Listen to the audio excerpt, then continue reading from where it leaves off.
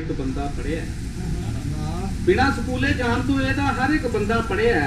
समझ नहीं आती इस कौम ते कर्जा कितना चढ़िया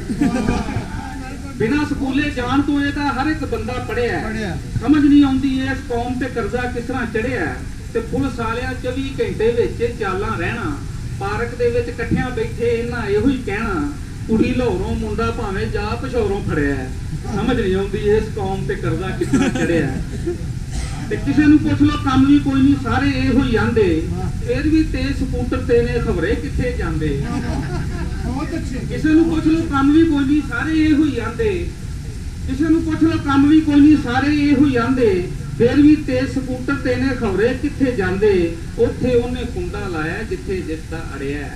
समझ नहीं आउंदी इस कौम ते कर्जा किस तरह चढ़िया सारा दिन जो बूटी पी पी सौ के ना रजे सारा दिन जो बूटी पी पी सौ के ना रजे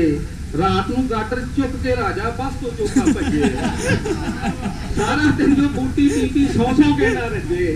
रात नूं गाटर चुक के राजा बस तो चौका भजे